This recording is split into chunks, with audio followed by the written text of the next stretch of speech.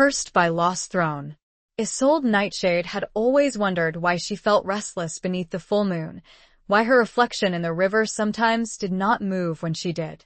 But when the blood moon rose and the air tightened, she felt it something waking inside her, something ancient. The stars flickered, the torches flared, and when she turned, he was already there golden-eyed, watching.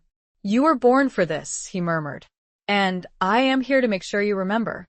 Chapter 1. The Unease of Still Waters. The river mirrored the sky, a seamless expanse of gray that promised rain. Isolde Nightshade knelt by its edge, the damp chill seeping through the worn knees of her trousers.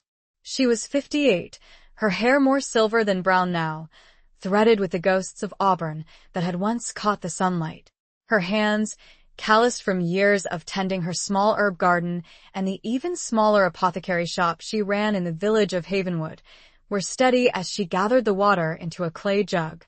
It was a mundane task, one she'd performed countless times, yet a prickling unease danced beneath her skin. It had been this way for weeks, a growing restlessness that intensified with each passing day, reaching a fever pitch whenever the moon swelled towards fullness. Isolde had always felt different, not in any grand, dramatic way, but in the small, unsettling details that set her apart. The way animals seemed drawn to her, unafraid. The way she could sense a coming storm hours before the first cloud gathered. The way her reflection, at times, seemed to possess a life of its own, a subtle flicker of movement that didn't quite mirror hers. She glanced at the water now, her reflection rippling slightly, with the gentle current. For a fleeting moment, the eyes staring back at her seemed wilder, sharper, tinged with an almost golden hue. She blinked, and it was gone, replaced by the familiar, weary face she knew so well. Isolde sighed, attributing the anomaly to the fading light and her own growing anxieties. "Just the change of seasons," she muttered to herself, a phrase she'd repeated like a mantra in recent days. It was a poor explanation, even to her own ears, but it was the only one she had. Havenwood was a village steeped in old traditions, nestled at the edge of the Whisperwood, a vast, ancient forest that loomed large in local lore. Tales of strange creatures and forgotten magic were woven into the fabric of everyday life, dismissed as folklore by most, yet held a grain of truth in the hearts of the older residents. Isolde's grandmother, a woman with eyes as knowing as the ancient oaks, had been one of those believers. She'd filled Isolde's childhood with stories of shapeshifters and soul bonds, of curses laid down in moonlight and promises whispered to the wind. Isolde had loved those stories, had devoured them with a hunger she couldn't explain. But as she grew older, practicality had taken root, burying the fantastical beneath layers of responsibility and the quiet grief of a life lived mostly alone. Her husband, Thomas, had been a kind, gentle soul, a carpenter with hands that could coax beauty from the roughest wood. He'd been gone for 15 years now, taken by a swift, cruel illness that had left a void in Isolde's life she'd never quite managed to fill. She rose, the clay jug heavy in her hands, and turned back towards the village. The path wound through a copse of ancient oaks, their branches gnarled and twisted like the limbs of slumbering giants. The air here was always cooler, scented with the rich, earthy aroma of damp leaves and decaying wood. It was a place Isolde usually found solace in, but tonight, even the familiar comfort of the trees couldn't quell the growing disquiet within her. A sudden rustle in the undergrowth made her jump. A deer, its coat the color of twilight, emerged from the shadows, its large, dark eyes fixed on Isolde. It didn't flee, as deer usually did. Instead, it stood there, watching her with an unnerving intensity.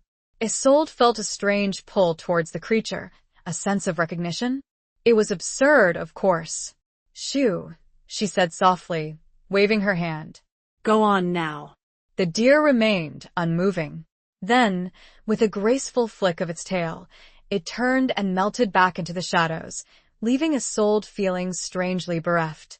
The village was quiet as she entered, the only sounds the gentle murmur of voices from within the houses and the distant howl of a dog.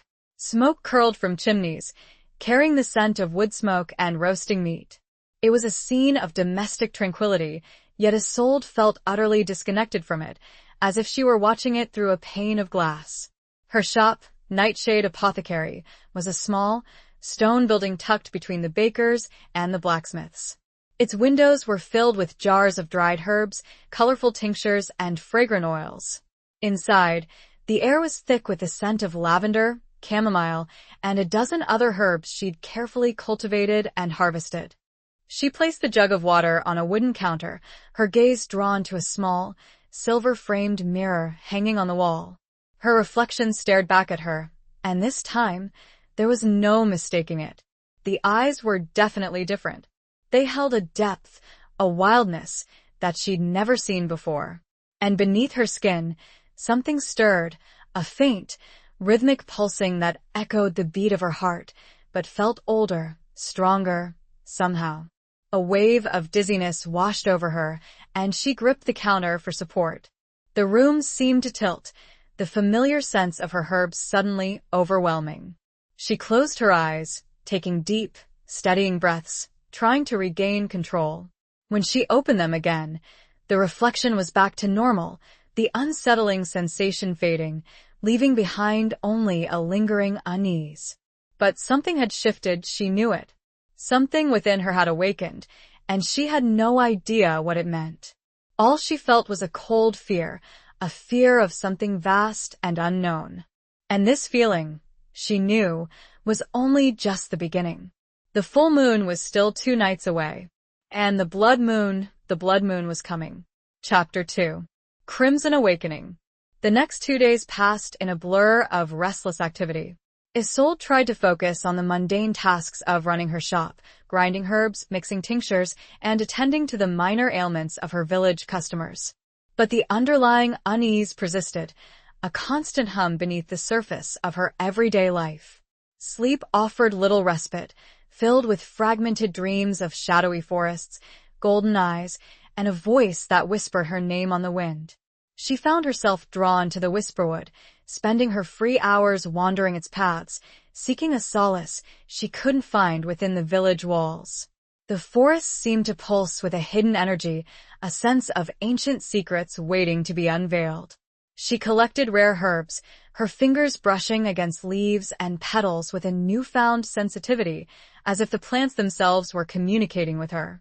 The villagers, accustomed to Isolde's solitary nature, noticed the subtle changes in her demeanor.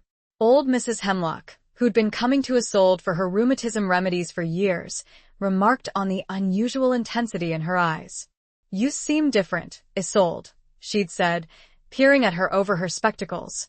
"Like you're listening to something the rest of us can't hear." Isolde had just smiled and offered a vague explanation about the changing seasons, but Mrs. Hemlock's words had struck a chord. She was listening, even if she didn't understand what she was hearing. It was a feeling, a pull, a deep-seated knowing that something profound was about to happen. The night of the full moon arrived, painting the sky with a silvery glow. Isolde, unable to stay indoors, found herself drawn to the river, the same spot where she'd gathered water 2 days before. The air was thick with anticipation, a palpable energy that made her skin prickle. The moon, huge and luminous, hung low in the sky, casting long, dancing shadows across the water. As she watched, the moon began to shift, its silvery light tinged with a growing crimson hue. It was a slow, gradual transformation, but undeniable. The blood moon was rising. Isolde felt a strange pressure building within her, a sensation of something stretching, expanding, breaking free. Her heart hammered against her ribs, its rhythm echoing the pulsing energy that was now coursing through her veins. She gasped, clutching at her chest, feeling as if she were on the verge of something. The reflection in the river shimmered, distorted. This time, it wasn't a fleeting glimpse of something different. This time, it was a complete transformation. The woman staring back at her was not the Isolde she knew. Her eyes were pure gold, glowing with an inner light. Her features were sharper, more defined, imbued with a wild, untamed beauty. And around her, a faint aura shimmered, a silver-gray mist that seemed to pulse with the light of the moon. Isolde stared, mesmerized, at this altered reflection, a mixture of fear and awe swirling within her. She reached out a trembling hand, her fingers brushing against the cold surface of the water. The reflection mirrored the movement, its golden eyes locking with hers. Then, the world exploded. A wave of intense energy ripped through her, throwing her back from the riverbank. She landed hard on the damp earth, the air knocked from her lungs. Pain flared through her body, but it was overshadowed by a deeper, more profound sensation, a sense of becoming.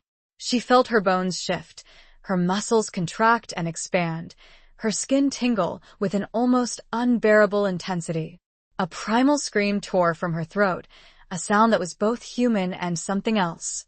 Something wild, untamed, ancient. She looked down at her hands, and they were no longer hands. They were paws, large and powerful, covered in thick, silver-gray fur. Her clothes had ripped and shredded, unable to contain the transformation. She felt her spine lengthen, her body contort, her senses sharpen to an almost painful degree. The scent of the forest, the river, the damp earth, flooded her senses, overwhelming her with their intensity. She could hear the rustle of leaves in the wind, the scurrying of small animals in the undergrowth, the distant howl of a wolf, a howl that resonated deep within her own chest. She rose, slowly, unsteadily, onto her legs. Her body felt alien, yet strangely familiar, as if she were rediscovering a part of herself that had been long forgotten. She looked back at the river, and this time there was no reflection. Only the crimson moon, hanging heavy in the sky, a silent witness to her transformation. A figure emerged from the trees, silhouetted against the moonlit forest. Tall, broad-shouldered, with an air of quiet power that sent a shiver down her newly formed spine. He moved with a fluid grace, his footsteps silent on the damp earth. As he drew closer, Isolde could see his eyes, the same golden hue as her own, reflecting the light of the blood moon. He stopped a few feet away, his gaze intense, unwavering. He smelled of pine needles and wood smoke, and something else, something wilder, something that resonated with a newly awakened beast within her. "You were born for this," he murmured, his voice a low, resonant rumble that seemed to vibrate through the very air around them. "And I am here to make sure you remember." His words, spoken with such certainty, struck a chord deep within her, unlocking a flood of fragmented memories, images, sensations. She saw flashes of ancient rituals, moonlit forests, powerful beings with eyes of gold and fur of silver. She felt the pull of a bond, ancient and unbreakable, a connection that transcended time and space. She was no longer afraid. For now, standing beneath that crimson moon, she did remember. Chapter 3. Echoes in the Ancient Wood. He moved with a predator's grace, closing the distance between them. Isolde, still reeling from the shock of her transformation, felt a primal instinct to flee, to disappear into the shadows of the Whisperwood. But another instinct, equally strong, held her rooted to the spot. It was a sense of recognition, of belonging, a deep-seated knowing that this man, this creature, was somehow connected to her. He stopped inches away, his golden eyes scanning her, taking in every detail of her transformed state. He was even more imposing up close, his presence radiating a raw power that was both terrifying and exhilarating.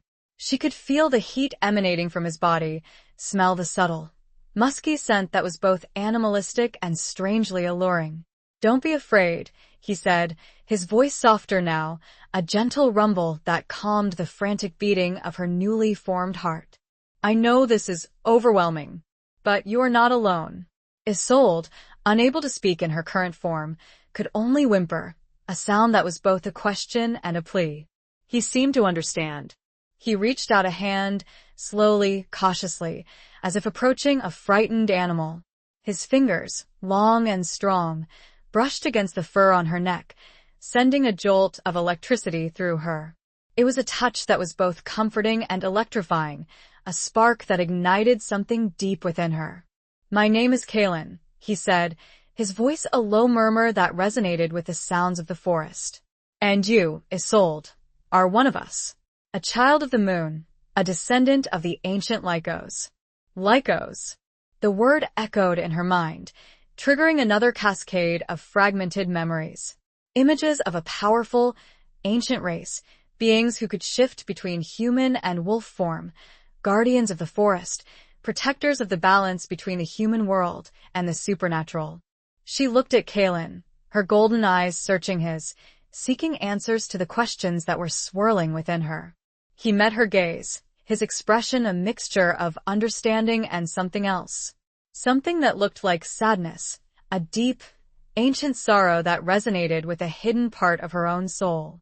"The blood moon," he said, his voice laced with a hint of urgency. "It accelerates the awakening. But it also makes you vulnerable.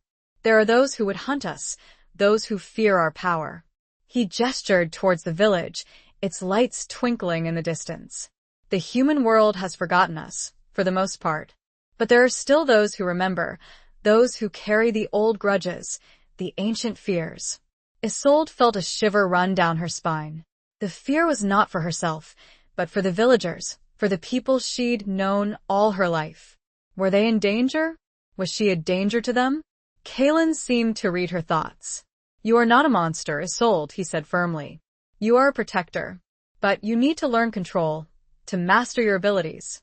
And you need to learn it quickly." He turned, leading her deeper into the Whisperwood, away from the village, away from the familiar world she'd always known. The forest embraced them, its shadows wrapping around them like a protective cloak. The air was thick with the scent of pine and damp earth, the sounds of the night creatures filling the silence. They walked for what seemed like hours, Kalen moving with an effortless grace, Isolde struggling to keep up, her new form still unfamiliar and awkward. She stumbled over roots, brushed against branches, her senses overloaded with the sheer volume of information they were processing. Kalen, sensing her struggle, slowed his pace, offering her silent encouragement. He didn't speak much, but his presence was a constant reassurance, a steady anchor in the storm of her transformation. They reached a clearing, bathed in the crimson light of the blood moon. In the center stood an ancient oak, its branches reaching towards the sky like the arms of a giant. It was a place of power. Isolde could feel it, a place where the veil between worlds was thin. Kalen stopped beneath the oak, turning to face her. "This is where we begin," he said. "This is where you will learn to control your shift, to harness your power, to understand your heritage." He looked at her, his golden eyes filled with a mixture of hope and determination. "It won't be easy, Isolde. There will be challenges, dangers, sacrifices. But you are strong. You are a nightshade. And you're not alone." He shifted then, a fluid, seamless transformation that took Isolde's breath away. One moment he was a man, the next he was a magnificent wolf, his fur the color of midnight, his eyes glowing with the same golden light as her own. He was the embodiment of wild power, of untamed beauty, of ancient magic. He lowered his head, nudging her gently with his muzzle, a silent invitation. Isolde, hesitant at first, took a tentative step forward. She felt the pull of the wolf within her, the instinct to run, to hunt, to howl at the moon. And as the crimson light bathed them both, she began to embrace the change, the power, the wildness that was now a part of her. She let out a tentative howl. It was shaky at first, but soon steadied, ringing out in the ancient wood. Chapter 4. The Scent of Pine and Wolf. The howl echoed through the clearing, a primal sound that resonated with the ancient energy of the Whisperwood. Isolde felt a sense of liberation in that sound, a release of the pent-up fear and confusion that had been swirling within her. It was a declaration of her new identity, a claiming of her heritage. Kalen, in his wolf form, responded with a howl of his own, a deeper, more resonant sound that seemed to vibrate through the very ground beneath their paws. It was a call and response, an ancient language spoken between wolves, a bond forged in moonlight. He circled her, his movements fluid and graceful, his golden eyes watching her with an intensity that was both unnerving and strangely comforting. He was assessing her, testing her, guiding her. Isolde, still adjusting to her new form, felt a surge of instinctive responses, a desire to follow, to learn, to belong. He nudged her again, gently guiding her towards the base of the ancient oak. The tree seemed to pulse with a hidden energy, a living embodiment of the magic that flowed through the forest. Isolde could feel it, a tingling sensation that ran through her fur, a connection to something ancient and powerful. Kalen, still in wolf form, began to demonstrate the basics of control. He shifted his weight, showing her how to move with greater agility, how to use her senses to navigate the forest, how to tap into the primal instincts that were now a part of her. It was a challenging process, filled with moments of frustration and awkwardness. Isolde stumbled, tripped, and occasionally yelped in surprise as her body reacted in unexpected ways. But with each attempt, she grew more confident, more attuned to the wolf within her. The scent of pine and wolf filled her senses, a constant reminder of Kalen's presence, of his guidance, of the bond that was forming between them. It was a scent that was both wild and comforting, a scent that spoke of ancient forests and moonlit hunts, of a world she was only just beginning to understand. Hours passed, marked only by the shifting position of the blood moon in the sky. Isolde, exhausted but exhilarated, felt a sense of accomplishment she hadn't experienced in years. She was learning, adapting, transforming. She was no longer just Isolde Nightshade, the village apothecary. She was something more, something wilder, something powerful. As the first rays of dawn began to touch the horizon, painting the sky with streaks of pink and orange, Kalen shifted back to his human form. He was even more striking in the soft morning light, his features sharp and defined, his golden eyes filled with a warmth that belied his wild nature. Isolde, still in wolf form, felt a pang of something. It was a strange mix of admiration, attraction, and a deep-seated longing she couldn't quite explain. She lowered her head, nuzzling against his leg, seeking the comfort of his touch. He stroked her fur, his fingers gentle and knowing. "You did well, Isolde," he said, his voice a low murmur that sent shivers down her spine. "You are a fast learner, stronger than you know." He helped her to shift back, guiding her through the process, his hands steady and reassuring as her body contorted and reformed. It was a painful, disorienting experience, but his presence made it bearable. When she was human again, she stood before him, naked and vulnerable, feeling a blush creep up her neck. She was acutely aware of her body, of her age, of the lines etched on her face and the silver in her hair. Kalen, however, didn't seem to notice. He looked at her with an intensity that saw beyond the surface, beyond the physical, to the core of her being. He saw her strength, her resilience, her newly awakened power. He reached out and took her hand, his touch sending a jolt of warmth through her. "Come," he said. "We need to get you somewhere safe. Somewhere you can rest and recover." He led her deeper into the forest, to a hidden cave concealed behind a waterfall. It was a small, secluded space, but it felt safe, protected. He gathered some dry leaves and branches, creating a makeshift bed for her. "Rest now," he said, his voice gentle. "I'll keep watch." Isolde, exhausted both physically and emotionally, sank onto the bed of leaves, closing her eyes. The scent of pine and wolf lingered in the air, a comforting presence that lulled her into a deep, dreamless sleep. She woke to the sound of birdsong and the gentle murmur of the waterfall. Kalen was sitting nearby, watching her with a thoughtful expression. He had gathered some berries and nuts, offering them to her with a small smile. "You need to eat," he said. "You'll need your strength." As she ate, she looked at him, really looked at him, for the first time since her transformation. She saw the lines of weariness around his eyes, the subtle hints of sadness that flickered beneath his calm exterior. She saw the burden of responsibility he carried, the weight of ancient secrets and hidden dangers. And she saw something else, too. A flicker of attraction? a hint of something deeper, something that mirrored the strange, unfamiliar feelings that were stirring within her own heart. It felt sudden and impossible, but nonetheless there. He caught her staring and offered her a half-smile. Chapter 5. Whispers of a Forgotten Pact. The days that followed were a blur of training, exploration, and whispered conversations. Kaylin guided Isolde through the intricacies of her newfound abilities, teaching her how to control her shifts, harness her enhanced senses, and tap into the ancient magic that flowed through her veins.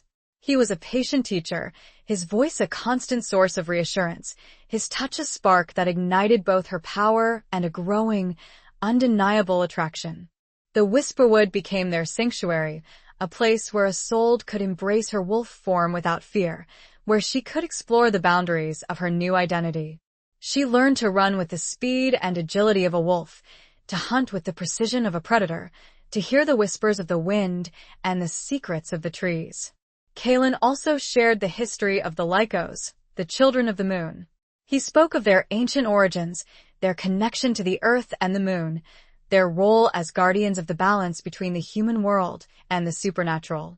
He told her of the Forgotten Pact, an ancient agreement between the Lycos and the humans, a promise of protection in exchange for respect and understanding. But the humans forgot, Kaylin said, his voice laced with a hint of bitterness. They grew fearful. They turned against us. They hunted us almost to extinction. He explained how the Lycos had been forced to go into hiding, to conceal their true nature, to live in the shadows, always wary of discovery. He spoke of the Hunters, a secretive organization dedicated to eradicating the Lycos, driven by fear and fueled by ancient legends. Isolde listened, absorbing every word, feeling a growing sense of responsibility, of belonging, of purpose. She was a part of this history, a descendant of this ancient lineage, a carrier of this forgotten pact. Their conversations weren't limited to history and training. They also shared personal stories, fragments of their past lives, glimpses into the wounds they carried. Kaylin spoke of his own loss, of a love taken too soon, of the burden of leadership he carried.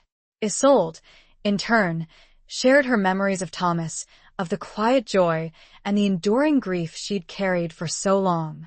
These shared moments of vulnerability forged a deeper bond between them, a connection that transcended their shared heritage, their shared transformation. It was a bond built on trust, on understanding, on a mutual respect that was slowly blossoming into something more. One evening, as they sat by a small fire in the clearing beneath the ancient oak, Kaylin spoke of the Nightshade lineage, of Isolde's family history. The Nightshades have always been special, he said, his voice low and thoughtful. They are sensitive, attuned to the magic of the earth, to the whispers of the moon. They have always been protectors, healers, keepers of ancient knowledge. He explained how Isolde's grandmother, the woman who'd filled her childhood with fantastical stories, had been a powerful Lycos, a respected elder within their hidden community. She had chosen to live in the human world, to watch over the balance, to wait for the awakening of the next generation. She knew you were coming, Isolde, Kaylin said, his gaze meeting hers. She saw it in the stars, in the whispers of the wind. She knew you would be the one to carry on the legacy, to help us reclaim our place in the world. Isolde felt a surge of emotion, a mixture of grief for the grandmother she'd loved and lost, and a profound sense of connection to her heritage. She finally understood the restlessness she'd always felt, the sense of being different, the pull towards the Whisperwood and its secrets. "But why me?" she asked, her voice filled with a hint of doubt. "I'm old. I'm not a warrior, a leader. I'm just you are more than you think you are," Kaylin interrupted, his voice firm. "Age is irrelevant. Strength comes in many forms. You have a wisdom, a resilience, a connection to the earth that is rare and powerful." He reached out and took her hand, his touch sending a familiar warmth through her. "And you have me," he said, his golden eyes locking with hers. "We will do this together." His words, spoken with such conviction, filled her with a newfound sense of hope, of determination. She was not alone. She had Kaylin. She had her heritage, she had a purpose. The blood moon had chosen her, and she would not fail. The whispers of the forgotten pact were now her own. And it seemed she was no longer alone in facing what they heralded. She looked at Kaelin and allowed herself to feel what had until now been only a faint flicker. It felt dangerous.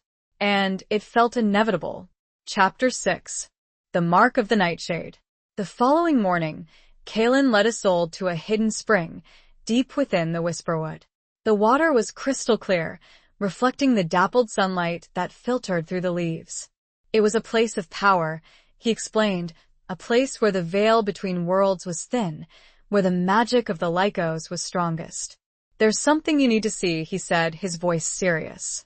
Something that will help you understand your connection to the Nightshade lineage. He gestured towards the spring. Look into the water, Isolde. Focus your mind. Let your instincts guide you. Isolde hesitated, a flicker of apprehension in her eyes. She had learned to trust Kaelin implicitly, but there was still a part of her that was wary of the unknown, of the power that surged within her. He sensed her hesitation. Don't be afraid, he said softly. I'm here with you. His words, his presence, gave her the courage she needed. She knelt by the edge of the spring, gazing into the clear water. At first, she saw only her reflection, the familiar lines of her face, the silver in her hair. But as she focused, as she let go of her conscious thoughts and allowed her instincts to take over, the reflection began to shift. The water shimmered, rippled, and then changed. She saw images, fleeting glimpses of her ancestors, powerful Lycos women with eyes of gold and hair the color of ravens' wings. She saw them performing ancient rituals, healing the sick, protecting the forest, communicating with the spirits of nature. And then she saw it. A mark, a symbol, a crescent moon intertwined with a sprig of nightshade, appearing on the skin of each woman, just below their left collarbone. It was a subtle mark, almost invisible, but it pulsed with a faint, ethereal light. As she watched, the mark appeared on her own reflection, in the same spot, just below her left collarbone.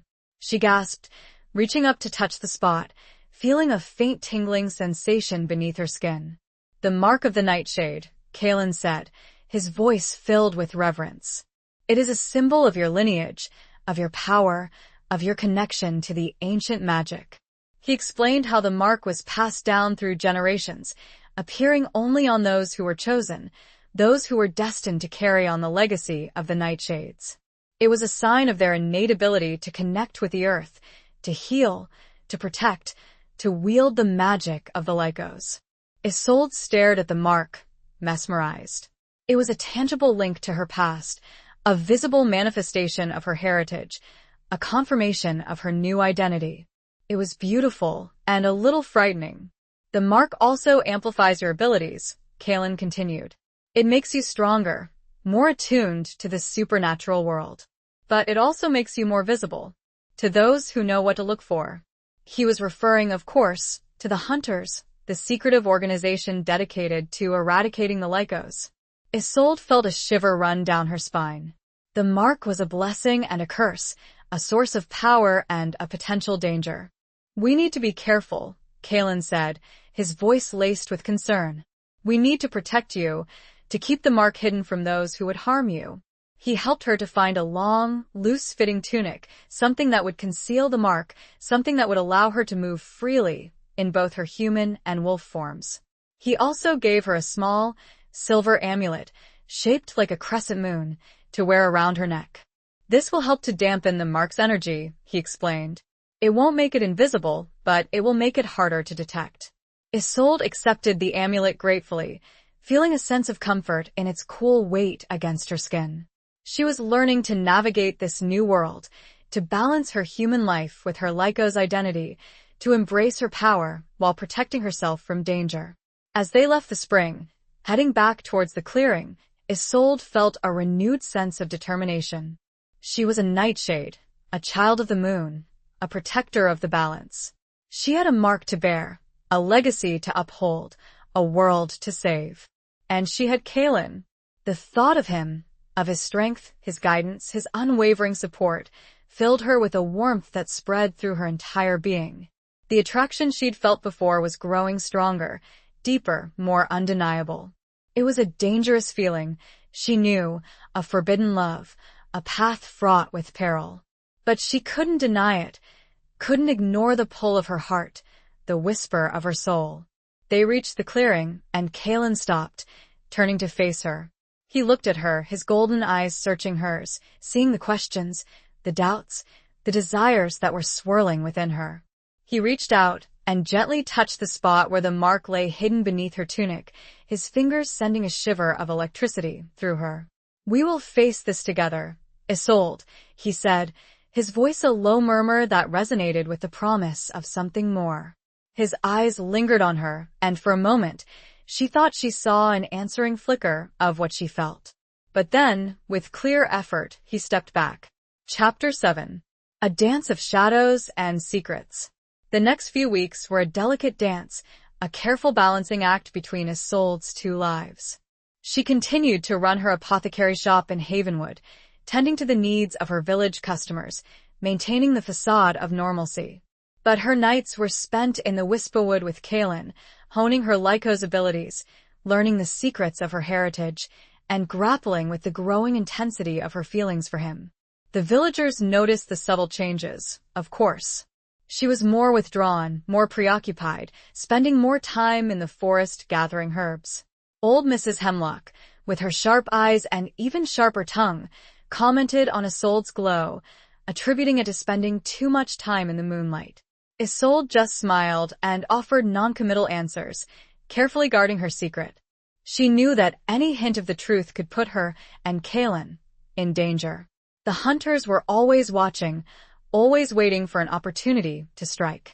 Kalen was constantly vigilant, his senses heightened, his instincts sharp. He patrolled the edges of the Whisperwood, watching for any signs of intruders, any hint of danger. He was fiercely protective of Isolde, his concern for her safety outweighing his own. Their training sessions continued, growing more intense, more challenging. Isolde learned to control her shifts with greater precision, to harness her enhanced senses to track and hunt, to tap into the ancient magic that flowed through her veins. She discovered a natural affinity for healing, using her knowledge of herbs and her innate Lyco's abilities to mend injuries, soothe illnesses, and restore balance. But it was the moments between the training, the quiet conversations, the shared glances, the subtle touches, that truly defined their relationship. They spoke of their hopes, their fears, their dreams. They explored the complexities of their bond, the pull of their shared heritage, the forbidden attraction that simmered beneath the surface. One evening, as they sat by the fire, watching the flames dance and flicker, Isolde finally voiced the question that had been haunting her. "Why haven't you spoken of it?" she asked, her voice hesitant. "The way we feel about each other." Kalen looked at her, his golden eyes filled with a mixture of emotions: desire, longing, and a deep-seated sadness. He sighed, running a hand through his dark hair. "It's complicated, Isolde," he said, his voice low and troubled. "There are rules, traditions, expectations." He explained how Lyco's relationships were governed by ancient laws, by a strict code of conduct that prioritized the survival of their species, the preservation of their bloodlines. Mating outside of established packs, forming bonds with those who were not deemed suitable, was forbidden. "And I am not suitable," Isolde said, her voice barely a whisper, a knot of pain forming in her chest. Kalen reached out and took her hand, his touch sending a jolt of warmth through her. "You are more than suitable, Isolde," he said fiercely. "You are everything He stopped, his voice catching in his throat.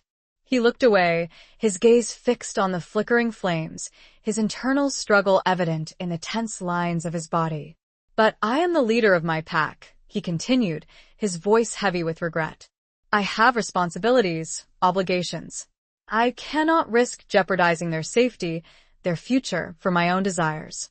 Isolde understood. She knew the weight of his responsibilities, the burden of leadership he carried. She knew that their love was forbidden, a dangerous path fraught with peril. But understanding didn't make it any easier.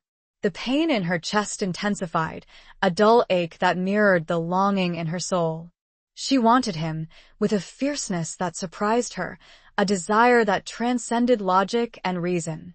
She withdrew her hand, turning away from him, trying to hide the tears that were welling up in her eyes. She felt foolish, vulnerable, her age a stark reminder of the impossibility of their situation. Kaelin, sensing her distress, reached out and gently turned her face back towards him. He cupped her cheek in his hand, his thumb brushing away a stray tear. "Isolde," he said, his voice filled with a tenderness that broke through her defenses. Don't think that I don't feel it too. This connection between us, it's stronger than anything I've ever known." His gaze locked with hers, and for a moment, the barriers between them crumbled.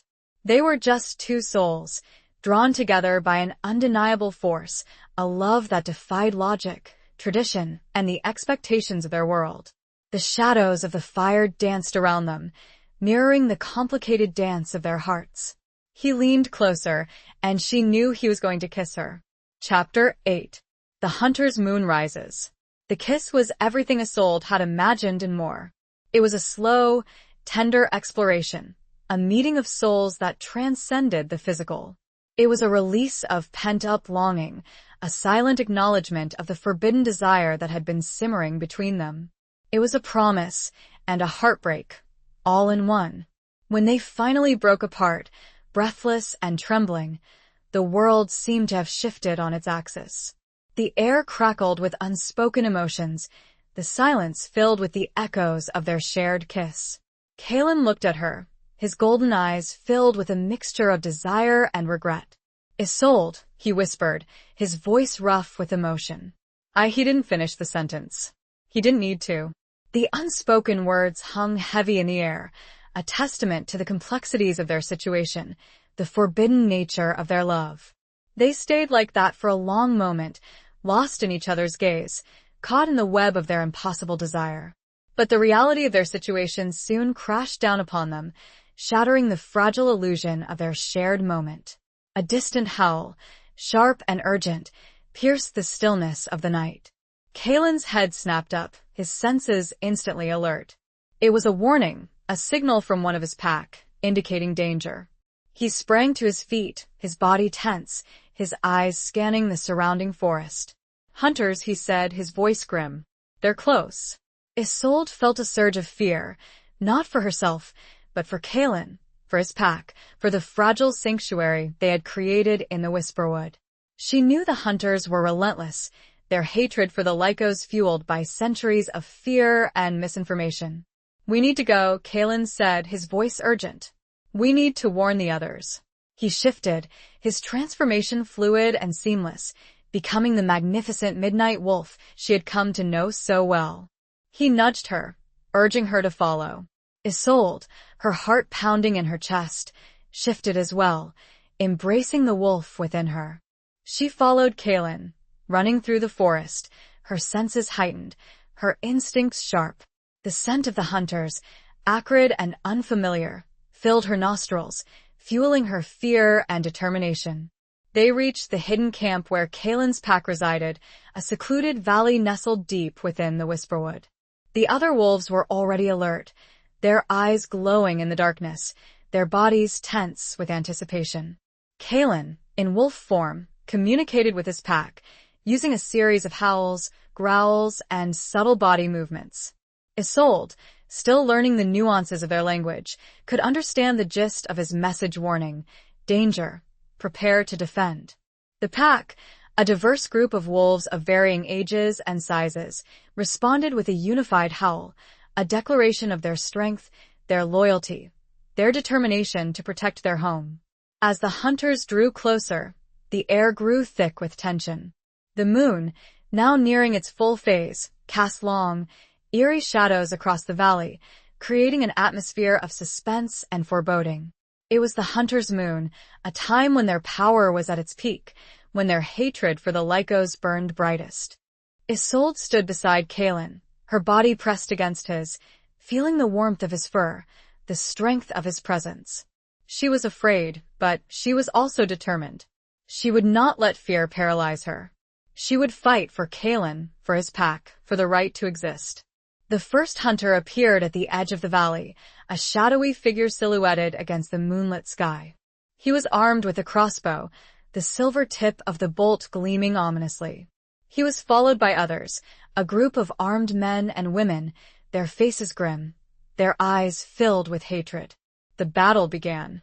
It was a chaotic, brutal clash, a whirlwind of fur and steel, of growls and shouts, of blood and moonlight. The wolves fought with primal ferocity, using their speed, agility, and sharp teeth to their advantage. The hunters, armed with weapons specifically designed to harm Lycos, fought with a cold, calculated determination. Isolde, fighting alongside Kalen, discovered a strength she never knew she possessed. She moved with the grace and power of a wolf, her senses heightened, her instincts sharp. She defended herself, protected her pack mates, and fought with a fierce determination to survive. But she held to one thought: find Kalen, protect Kalen. Chapter 9. Bonds forged in moonlight. The battle raged throughout the night, a brutal dance of survival under the cold gaze of the hunter's moon. Isolde fought with a ferocity born of desperation and a deep-seated instinct to protect those she had come to care for. She moved like a shadow, a silver-gray blur amidst the chaos, her claws and teeth finding their marks with surprising accuracy.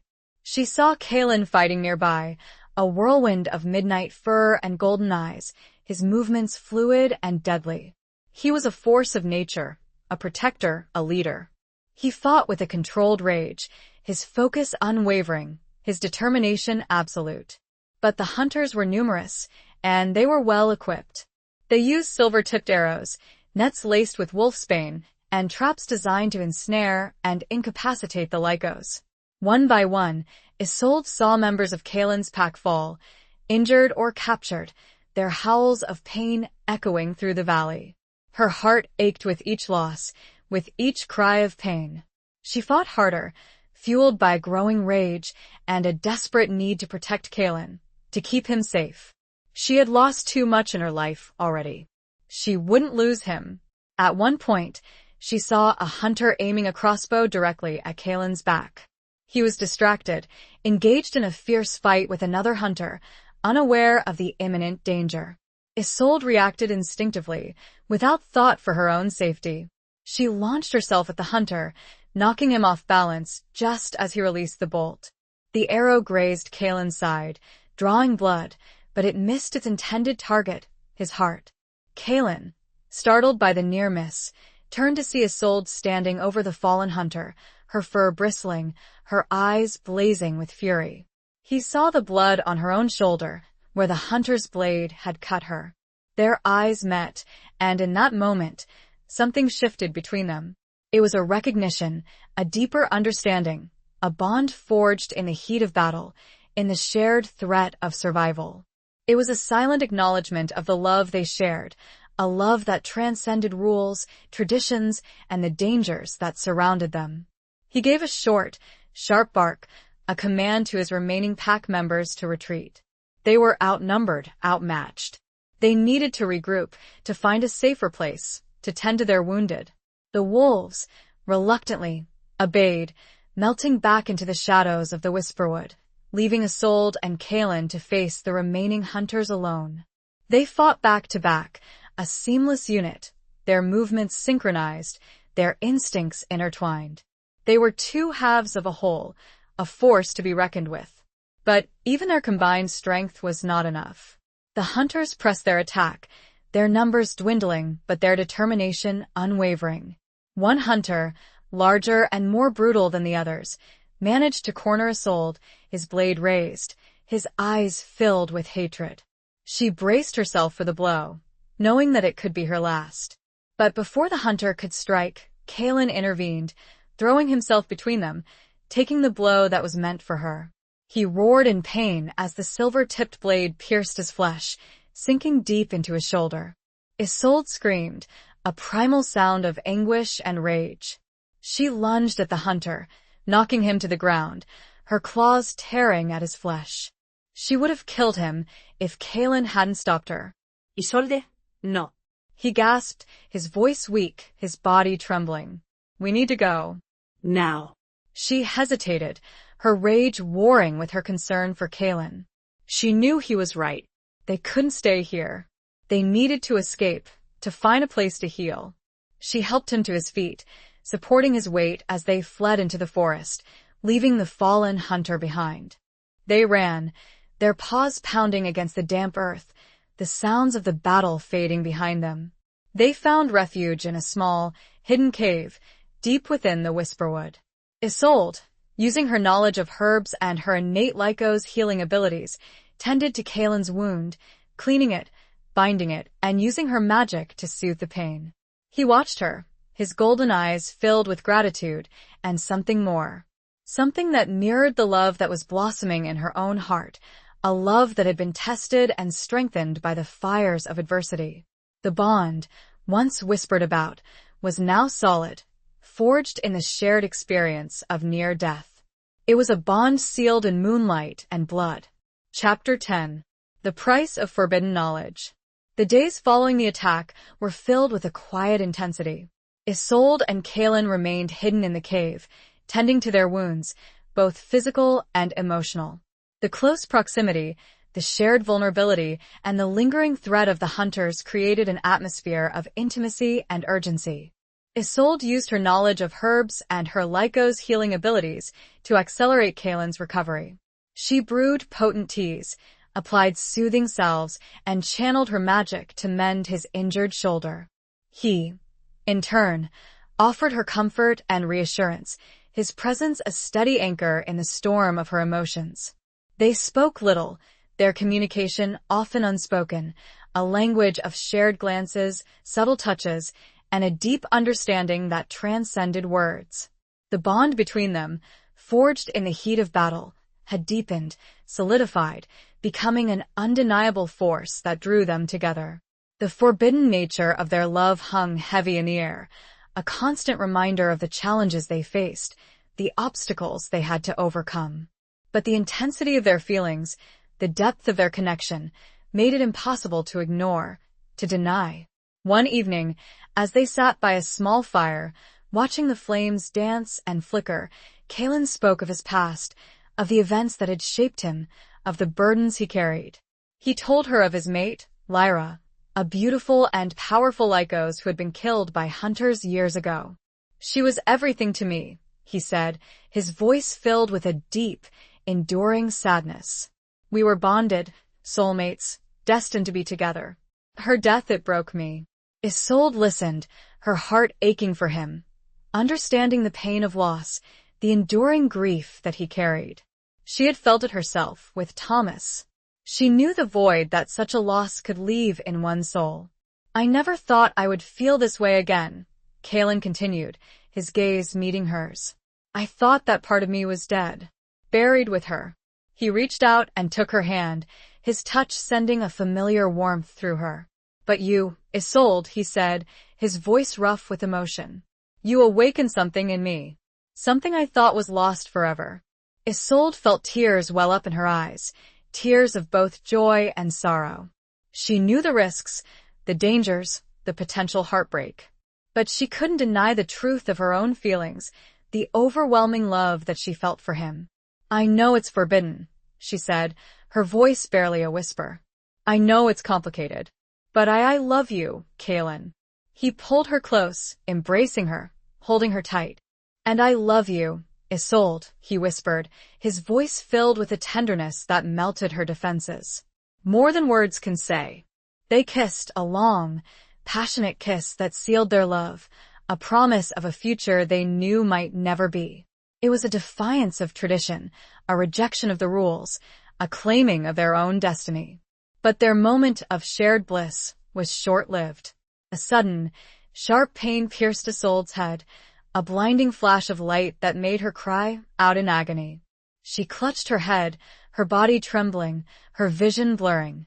Kalen, alarmed, knelt beside her, supporting her, his eyes filled with concern. "Isolde, what is it? What's wrong?" She couldn't speak. The pain was too intense. She saw images, flashes of a hidden library, ancient texts, forbidden knowledge. She saw a symbol, the mark of the nightshade, glowing brightly, pulsating with power. And then, she heard a voice, a whisper in her mind, a voice that was both familiar and alien. It was the voice of her grandmother, the woman who had filled her childhood with stories of magic and shapeshifters. "The knowledge is calling to you, Isolde," the voice whispered. "The ancient texts, they hold the key to defeating the hunters, to saving your people." The voice spoke of a hidden library, located deep within the Whisperwood, a place where the ancient Lycos had stored their most precious secrets, their most powerful magic. It was a place of forbidden knowledge, a place of great power and great danger. The vision faded, leaving Isolde weak and trembling, but with a newfound sense of purpose. She knew what she had to do. She had to find the library. She had to access the forbidden knowledge. She had to find a way to defeat the hunters, to protect her people, to secure a future for herself and Kaelin. "The library," she gasped, her voice weak. I need to find the library." She looked at Kaelin with desperation. "It's the only way." The price of knowledge, she was beginning to understand, was often paid in pain. And it was a price she had just begun to comprehend. Chapter 11. Tears on Silvered Fur. Kaelin was hesitant, his protective instincts warring with Isolde's newfound determination. He knew the dangers of the forbidden knowledge, the risks associated with accessing the ancient library. He had heard the stories, the whispers of powerful magic, of curses and traps, of guardians who protected the secrets of the Lycos. "It's too dangerous, Isolde," he said, his voice filled with concern. "We don't know what awaits us there. We don't know what price we might have to pay." But Isolde was resolute. The vision, the voice of her grandmother, had instilled in her a sense of urgency, a conviction that this was the only way to defeat the hunters, to secure a future for their people. "I have to try, Kaelin," she said, her voice firm, her eyes filled with a steely determination. "I can't stand by and watch our people be hunted, slaughtered. I have to do something." She reached out and took his hand, her touch conveying her unwavering resolve, her love for him, her faith in their ability to overcome the challenges ahead. "We'll do it together," she said. "We'll face the dangers together. We'll find a way." Kaelin looked at her, his golden eyes searching hers, seeing the strength, the courage, the unwavering love that shone within her. He knew he couldn't dissuade her. He couldn't deny her the opportunity to fight for their future. He also knew he wouldn't let her go alone. He sighed, his resistance crumbling in the face of her determination. "All right," he said, his voice resigned but firm. "We'll do it together. But we'll be careful. We'll be prepared." They spent the next few days preparing for their journey, gathering supplies, studying ancient maps, and honing their skills.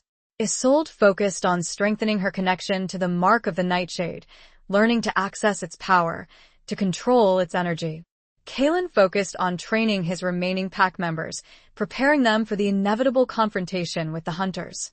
The night before they were to set out, they stood together beneath the full moon, its silvery light bathing them in an ethereal glow. The air was thick with anticipation, with a sense of impending danger, but also with a sense of hope, of determination. Kaelin reached out and gently touched the spot where the mark of the nightshade lay hidden beneath Isolde's tunic. His fingers traced the outline of the crescent moon, sending a shiver of electricity through her. "This mark," he said, his voice low and thoughtful. "It's a part of you, Isolde. It's a symbol of your power, your heritage, your connection to the ancient magic." He looked at her, his golden eyes filled with a mixture of admiration and concern. "But it's also a target," he continued. "It makes you vulnerable. We need to be extra careful." Isolde nodded, understanding the risks, accepting the burden. She was a nightshade, a child of the moon, a protector of the balance. She would not shy away from her destiny. "I'm ready," she said, her voice firm, her eyes filled with a quiet confidence. He leaned down and kissed her, a long, passionate kiss that conveyed all the unspoken emotions that swirled between them: love, fear, hope, determination. It was a kiss that sealed their bond, a promise of their shared future, a farewell, and a beginning all in one. As they broke apart, Kalen shifted into his wolf form, his midnight fur gleaming in the moonlight. He nudged her gently, urging her to follow. Isolde shifted as well, embracing the wolf within her, feeling the familiar surge of power, the heightened senses, the primal instincts. She followed Kalen, running through the forest, their paws silent on the damp earth, their hearts beating in unison. They ran for hours, their movements fluid and synchronized, their senses alert to any sign of danger. They were two wolves, bound by love and destiny, heading towards an unknown future, towards a place of forbidden knowledge, towards a confrontation that would determine their fate. As they neared the location of the hidden library, a sense of unease settled over Isolde. The air grew heavy, the forest silent, the moonlight casting long, eerie shadows. She could feel the presence of ancient magic, powerful and unpredictable. She stumbled, a sudden wave of dizziness washing over her. Kalen, sensing her distress, stopped, nuzzling her gently, his warmth for a source of comfort. Isolde closed her eyes, taking deep, steadying breaths, trying to regain control. She felt tears welling up, tears of fear, of exhaustion, of the overwhelming burden she carried. The tears fell onto her silvered fur, glistening in the moonlight. They were tears of a human heart, shed by a wolf soul, a testament to the complex, interwoven nature of her being. And they were tears born of the premonition, the growing certainty, that this journey would cost them more than they could imagine. Chapter 12. Scars of the Past, Paths of the Future. The entrance to the library was hidden behind a waterfall, a shimmering curtain of water that cascaded down a cliff face, concealing a dark, narrow opening. It was a place of power. Isolde could feel it, a place where the veil between worlds was thin, where the magic of the Lycos was concentrated. Kalen, in wolf form, nudged her forward, encouraging her to enter. Isolde hesitated, her heart pounding in her chest, her senses overwhelmed by the sheer intensity of the energy emanating from the hidden passage. She took a deep breath, steeling herself, and stepped through the waterfall, the cold water drenching her fur, sending a shiver down her spine. Kalen followed close behind, his presence a reassuring warmth in the chilling darkness. The passage was narrow and winding, carved from solid rock, its walls damp and slick with moisture. The air was heavy, thick with the scent of dust and old magic, a scent that both intrigued and unsettled her. As they moved deeper into the passage, torches flared to life, illuminating the way with an eerie, flickering light. The torches were ancient, crafted from wrought iron, their flames burning with an unnatural, bluish hue. The walls of the passage were covered in carvings, intricate depictions of Lyco's history, of their ancient rituals, of their battles with the hunters, of their connection to the moon and the earth. Isolde, studying the carvings, felt a connection to her ancestors, a sense of belonging, of understanding. They reached a large, circular chamber, the heart of the hidden library. The chamber was vast, its ceiling lost in the shadows, its walls lined with shelves filled with ancient texts, scrolls, and artifacts. The air in the chamber hummed with power, a palpable energy that made Isolde's skin tingle. In the center of the chamber stood a large, stone altar, its surface covered in intricate carvings, similar to those on the walls of the passage. On the altar lay a single, leather-bound book, its pages yellowed with age, its cover adorned with the mark of the nightshade. Isolde, drawn to the book, approached the altar, her heart pounding in her chest. She knew, instinctively, that this was the book she had been seeking, the book that held the key to defeating the hunters, to saving her people. She reached out and gently touched the cover of the book, feeling a surge of energy flow through her, a connection to the ancient knowledge contained within its pages. As she opened the book, the chamber filled with a blinding light, and the voice of her grandmother echoed through the air. "The knowledge is yours, Isolde," the voice whispered, "but use it wisely, for it comes with a price." The light faded, and Isolde found herself staring at the pages of the book, filled with ancient text, diagrams, and symbols. She began to read, absorbing the knowledge, understanding the secrets of the Lycos, learning the rituals, the spells, the strategies that could be used to defeat the hunters. But as she read, she also learned of the sacrifices that had been made, of the pain and suffering that had been endured, of the scars of the past that still haunted the Lycos. She saw images of her ancestors fighting bravely, dying tragically, their lives sacrificed in the name of survival. She saw Kaelin's mate, Lyra, her golden eyes filled with a fierce determination, her body broken and bloodied, her life taken too soon. She saw Kaelin, younger, wilder, his heart filled with rage and grief, his soul scarred by loss. Isolde felt a wave of sorrow wash over her, a deep empathy for Kaelin, for his pack, for all the Lycos who had suffered at the hands of the hunters. She understood the weight of his burden, the depth of his pain, the unwavering resolve that drove him. She closed the book, her heart heavy with the knowledge she had gained, with the understanding of the sacrifices that had been made, with the realization of the path that lay before her. She turned to Kaelin, who had been watching her silently, his golden eyes filled with concern and understanding. He knew, without her having to say a word, what she had learned, what she had seen, what she had felt. The scars of the past, she said, her voice trembling, they shape us, Kaelin. They define us. But they don't have to control us. She reached out and took his hand, her touch conveying her love, her compassion, her unwavering commitment to their shared future. We will honor the past, she said, her voice firm. We will remember the sacrifices. But we will also forge a new path. A path of hope, of healing, of a future where Lycos and humans can coexist in peace. Kaelin squeezed her hand, his eyes filled with a mixture of gratitude and hope. He knew that the road ahead would be difficult, that there would be more challenges, more sacrifices. But he also knew that with Isolde by his side, they could face anything. He had found, in this woman who had once felt so distant from his world, a future he had long thought impossible. The path would be carved together, one step at a time, honoring the scars, while reaching for the future. And that future, for the first time in a long time, felt bright. Chapter 13. The Howl of a Broken Heart. Leaving the library, armed with the ancient knowledge and a renewed sense of purpose, Isolde and Kaelin returned to the remnants of Kaelin's pack. The valley, once a sanctuary, now bore the scars of the recent battle, a stark reminder of the hunters' relentless pursuit. The surviving wolves greeted them with a mixture of relief and sorrow. They had lost many of their own, their pack diminished, their spirits wounded.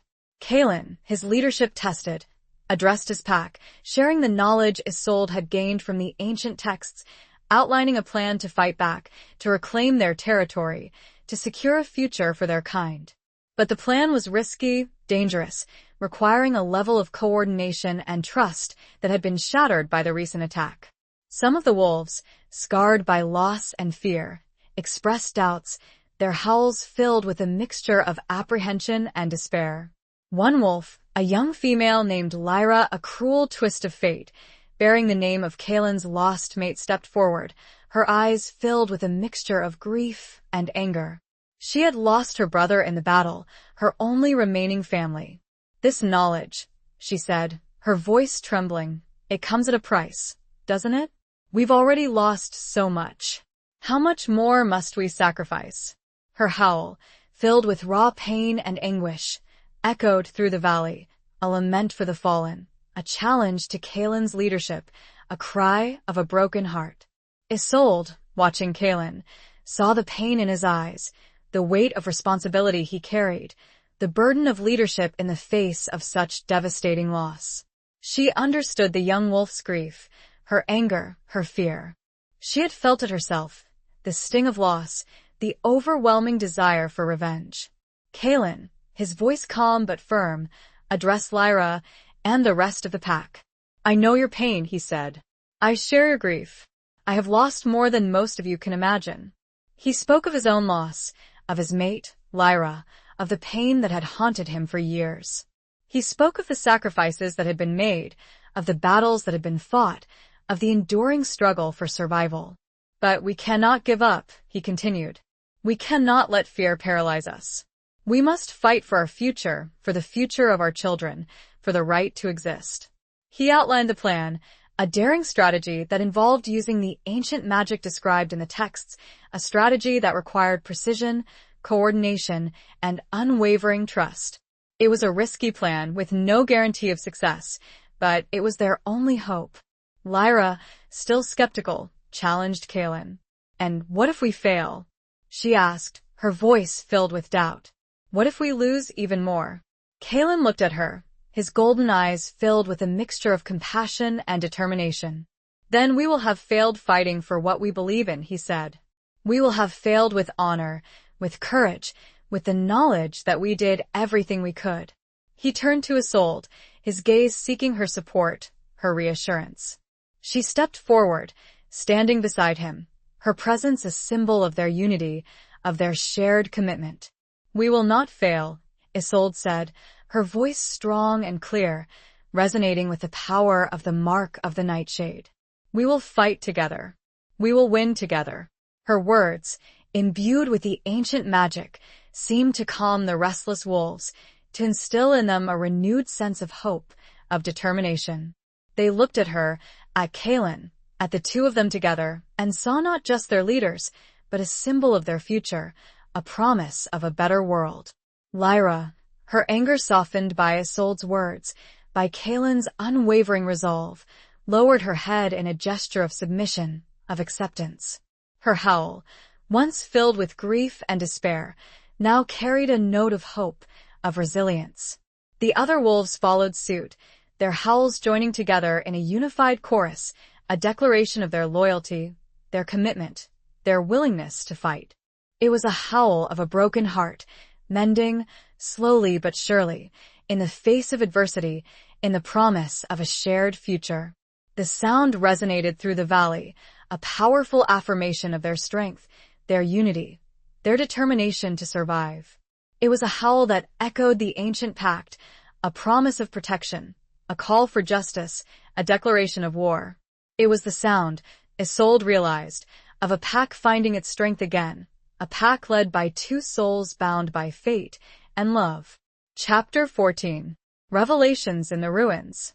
The plan required them to travel to the ruins of an ancient Lyco settlement, a place where the veil between worlds was said to be at its thinnest, a place where the magic described in the ancient texts could be most effectively harnessed. It was a dangerous journey, through territory controlled by the hunters, a journey that would test their strength, their courage, and their bond. Isolde and Kaelin, accompanied by Lyra and a small group of trusted wolves, set out under the cover of darkness, moving stealthily through the Whisperwood, their senses heightened, their instincts sharp. They avoided the main paths, sticking to the shadows, using their knowledge of the forest to their advantage. The journey was arduous, filled with challenges and close calls. They encountered hunter patrols, evaded traps, and navigated treacherous terrain. But they persevered, driven by their determination to reach the ruins, to carry out their plan, to secure a future for their people.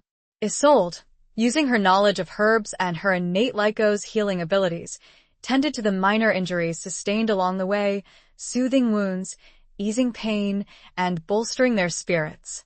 Kaelin, using his leadership skills and his strategic mind, guided them through the dangers, making difficult decisions, protecting his pack. Lyra, initially skeptical and resentful, gradually began to trust Isolde, to see her not as an outsider, but as a valuable ally, a powerful healer, a wise and compassionate leader. She witnessed Isolde's strength, her courage, her unwavering commitment to their cause, and her respect grew with each passing day. The bond between Isolde and Kaelin also deepened, strengthened by the shared challenges, the constant threat of danger, the unwavering support they offered each other. They communicated without words, their glances, their touches, conveying a depth of understanding that transcended their spoken language. They reached the ruins under the pale light of a waning moon.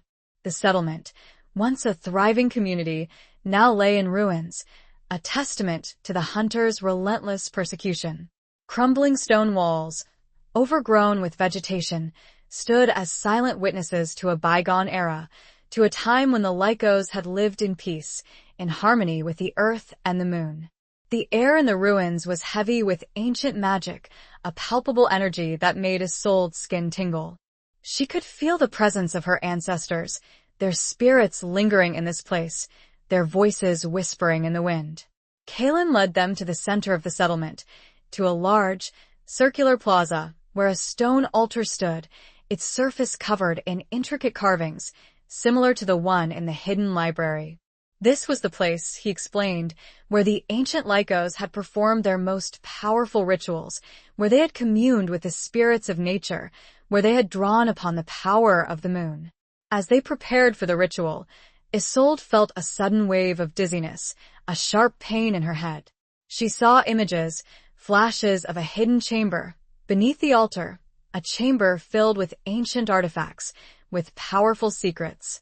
She realized, with a jolt of understanding, that the knowledge she had gained from the book in the library was incomplete. There was more, something hidden, something crucial to their plan. "There's something beneath the altar," she said, her voice trembling. "A chamber hidden secrets." Kaelin, trusting her instincts, immediately ordered the wolves to help him move the altar. It was a massive stone structure, heavy and unwieldy, but with their combined strength, they managed to shift it, revealing a narrow opening, a staircase leading down into darkness. Isolde, her heart pounding in her chest, descended the staircase, Kaelin close behind. The air in the chamber was even heavier than in the ruins above, thick with the scent of dust and old magic. Torches flared to life, illuminating the chamber with an eerie, flickering light. The chamber was filled with ancient artifacts, weapons, jewelry, tools, and more books. But Isolde's attention was drawn to a single object, resting on a pedestal in the center of the chamber. It was a silver amulet, shaped like a wolf's head, its eyes glowing with an intense, golden light. As she reached out to touch the amulet, a voice echoed through the chamber, a voice that was both familiar and alien. It was the voice of Kaelin's lost mate, Lyra. "The amulet, it holds the key to controlling the wild magic," the voice whispered. "It amplifies, protects, but it also corrupts." The voice spoke of the dangers of the wild magic, of its unpredictable nature, of its potential to consume those who wielded it. It spoke of the need for balance, for control, for a strong heart and a clear mind. The voice faded, the golden glow surrounding. Isolde was left reeling as memories that were not her own flooded her mind. Memories of Lyra's life, and of her death. She now understood how Lyra died. And she understood, with dawning horror, who had killed her. Chapter 15. The Gathering Storm. The revelation hit Isolde like a physical blow. The memories, fleeting but vivid, showed Lyra cornered, not by hunters, but by a figure shrouded in shadow, a figure wielding a familiar-looking silver dagger. The dagger that now hung at Kaelin's side. She stumbled back, her hand flying to her mouth, her eyes wide with horror and disbelief.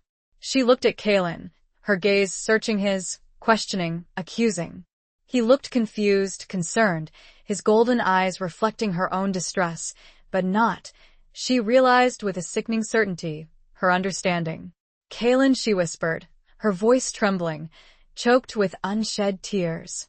The amulet, Lyra, the dagger, he reached for her, his brow furrowed with worry. "Isolde, what is it? What did you see?" She flinched away from his touch, the gesture a physical manifestation of the sudden, gaping chasm that had opened between them. The trust, the love, the bond that had been forged in fire and moonlight, now felt tainted, fragile, on the verge of shattering. Lyra, the young wolf who had borne the same name as Kaelin's lost mate, witnessed the exchange, her eyes narrowed with suspicion. She had sensed the shift in Isolde, the sudden distance, the unspoken accusation. "What's going on?" she asked, her voice sharp, demanding. "What did you see?" Isolde couldn't speak, the words caught in her throat, the truth too terrible to utter. She looked at Kaelin, her eyes pleading with him to deny it, to explain it away, to tell her that the memories were false, a trick of the ancient magic. But he didn't. He couldn't. He looked at her, his golden eyes filled with a mixture of confusion and guilt. He didn't understand the full extent of her accusation, but he knew, instinctively, that something had shifted, something had broken. "Isolde," he said, his voice low and troubled. "Tell me, what did you see?" She finally found her voice, a choked whisper that echoed through the silent chamber. "Lyra, she wasn't killed by hunters, was she?" The silence that followed was deafening, broken only by the flickering of the torches, the heavy breathing of the wolves, the pounding of Isolde's heart. Kaelin's face paled, his body stiffening. He didn't answer, but his silence was answer enough. Lyra gasped, her eyes widening with horror and disbelief. She looked at Kaelin, her gaze accusing, her body trembling with rage. "You," she whispered, her voice filled with a raw, primal pain. "You lied to all of us, the other wolves," sensing the shift in the atmosphere. The unspoken accusations, the sudden tension, began to growl, their eyes fixed on Kaelin, their loyalty wavering. Kaelin finally spoke, his voice a broken whisper. "It's not what you think," he tried to explain, to justify his actions, to tell them the story of Lyra's death, of the night he had found her, mortally wounded, of the hunter he had seen fleeing the scene, of the rage that had consumed him, of the dagger he had taken as a trophy, a reminder of his loss, a symbol of his vengeance. But his words sounded hollow, even to his own ears. He had omitted the truth, he had concealed the details, he had allowed his pack to believe a lie. He had done it to protect them, to spare them the pain of knowing the truth, to maintain their unity, their loyalty.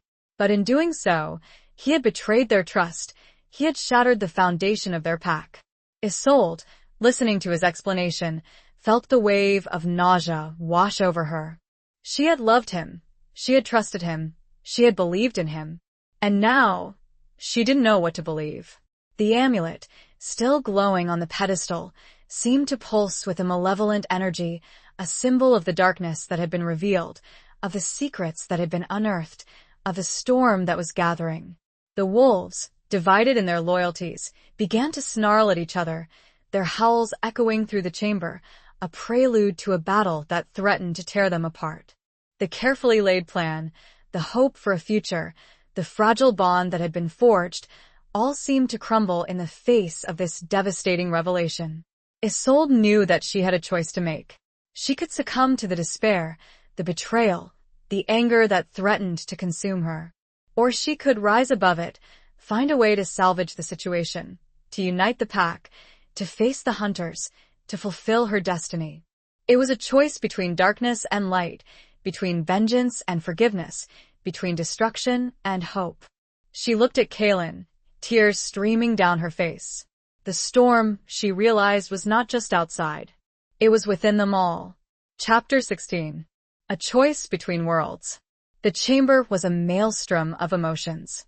Anger, betrayal, confusion, and grief swirled around Isolde, threatening to drown her. The wolves, torn between their loyalty to Kaelin and the shocking revelation of Lyra's death, were on the verge of tearing each other apart. Isolde, despite the pain and the turmoil within her, knew that she had to act, and act quickly. She had to find a way to unite the pack, to salvage their plan, to face the hunters, to fulfill her destiny. She had to choose between succumbing to the darkness and striving for the light. She raised her hands, channeling the power of the mark of the nightshade, her voice resonating with an authority that surprised even herself.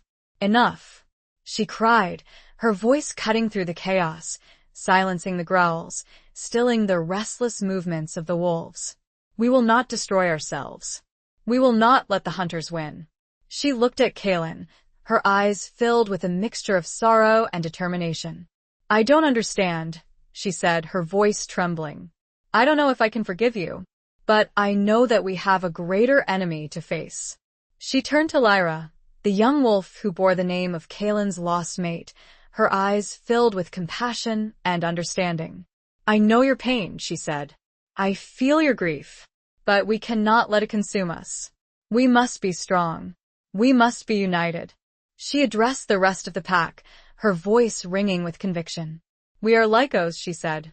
Children of the moon. We are protectors of the balance. We have a duty, a responsibility, to fight for our future, for the future of our kind.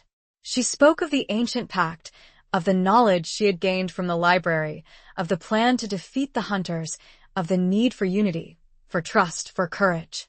She reminded them of their shared heritage, of their shared strength, of their shared destiny.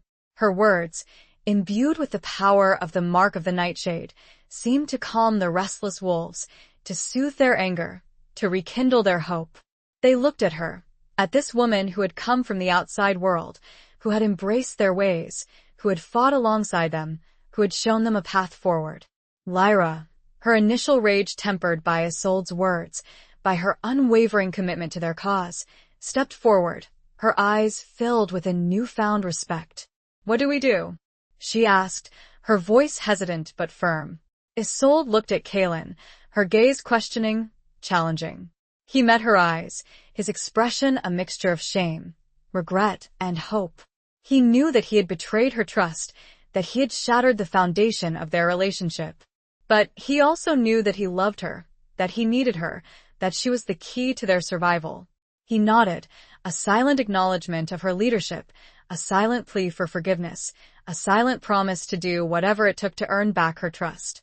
Isolde turned back to the pack, her voice clear and strong. We carry out the plan, she said. We use the ancient magic. We defeat the hunters. We secure our future. She outlined the plan, explaining the role of the amulet, the need for balance, for control, for a strong heart and a clear mind.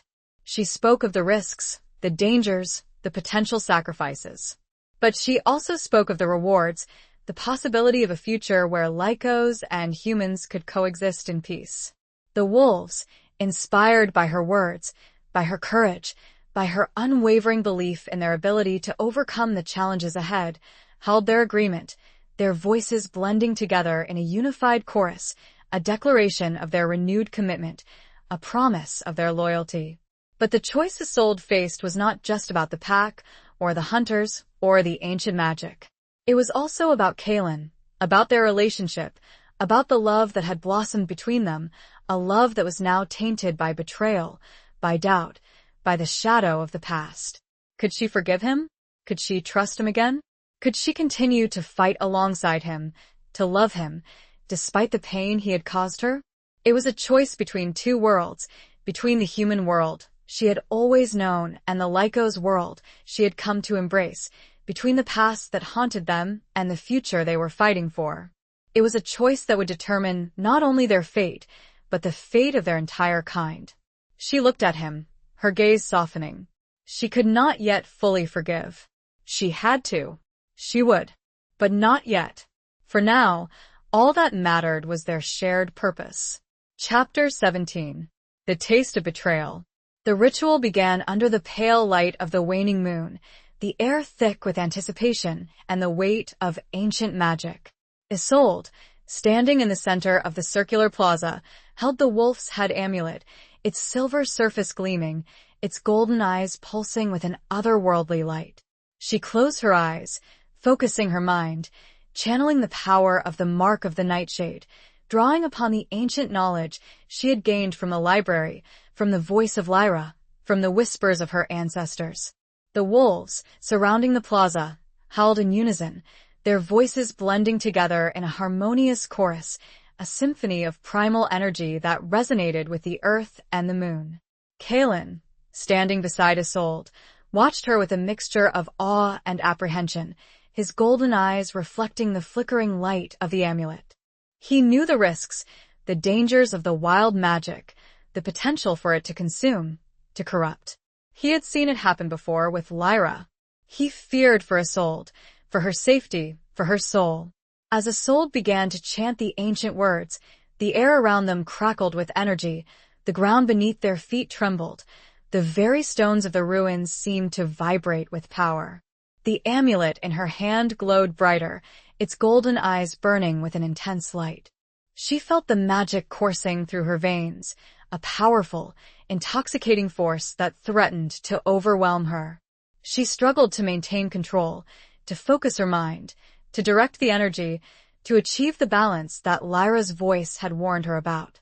Suddenly, a sharp pain pierced her head, a blinding flash of light that made her cry out in agony.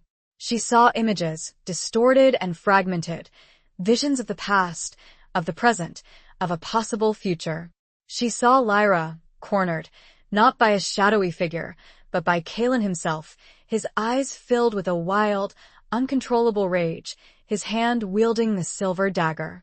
She saw the truth, the full, horrifying truth of Lyra's death. It hadn't been a planned act, a deliberate betrayal. It had been an accident, a tragic consequence of the wild magic, of Caelin's inability to control his rage, his power, his inner wolf. He had been consumed by the magic, lost in a bloodlust, unable to distinguish between friend and foe. He had killed Lyra, his own mate, the woman he loved, in a moment of uncontrolled fury. And then, consumed by guilt and grief, he had buried the truth, concealed the details, allowing his pack to believe a lie that had protected him, but had also haunted him, poisoning his soul. The vision faded, leaving Isolde gasping for breath, her body trembling, her heart aching with a mixture of sorrow and understanding. She saw the truth now, the full extent of Caelin's pain, his guilt, his self-loathing. She looked at him, her eyes filled with tears, but this time, the tears were not of anger, not of betrayal, but of compassion, of empathy. She saw him, not as a murderer, not as a liar, but as a victim of his own inner demons, a victim of the wild magic, a victim of the past. But before she could speak, before she could offer him comfort, forgiveness, understanding, a new threat emerged. The hunters, alerted by the surge of magic, had found them. They attacked, a wave of armed men and women, their faces grim, their eyes filled with hatred, their weapons gleaming in the moonlight. They were led by a tall, imposing figure, a man with cold, cruel eyes and a silver sword that shimmered with an unnatural light.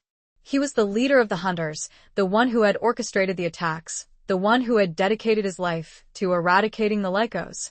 The battle began, a chaotic, brutal clash between the wolves and the hunters, a struggle for survival, a fight for the future. The wolves, empowered by the ritual, by Isolde's leadership, by their renewed unity, fought with a ferocity that surprised even themselves. But the hunters were well prepared, their weapons specifically designed to harm Lycos, their numbers overwhelming. And their leader, wielding the silver sword, was a formidable opponent, his movements swift and deadly, his hatred for the Lycos fueling his strength. Isolde, caught in the midst of the battle, felt a sharp, burning pain in her side. She looked down and saw a silver-tipped arrow protruding from her flesh, its poison spreading rapidly through her veins. She stumbled, falling to her knees, her vision blurring, her body weakening. She knew that she was dying. The taste of betrayal, she realized, was not just emotional. It was the bitter, metallic tang of her own blood, spilled by a hunter's arrow, a consequence of the choices they had all made. Calin roared in fury, desperate to reach her. Chapter 18. Where the Wild Things Sleep. Calin saw Isolde fall, his heart stopping in his chest. He roared, a primal sound of anguish and rage, a sound that echoed through the ruins, silencing the battle for a fleeting moment. He fought his way towards her, his movements desperate, his claws and teeth tearing through the hunters who stood in his path. He reached her, kneeling beside her, his golden eyes filled with horror and despair. He saw the arrow, the blood, the weakening light in her eyes. He knew that she was dying, that the silver poison was spreading rapidly through her veins. Isolde, he cried, his voice choked with emotion. No, please, no. He cradled her in his arms, his fur brushing against her skin, his tears falling onto her face. He had failed her. He had failed to protect her, to save her. He had brought her into this world of danger, of violence, of betrayal, and now, She was paying the ultimate price.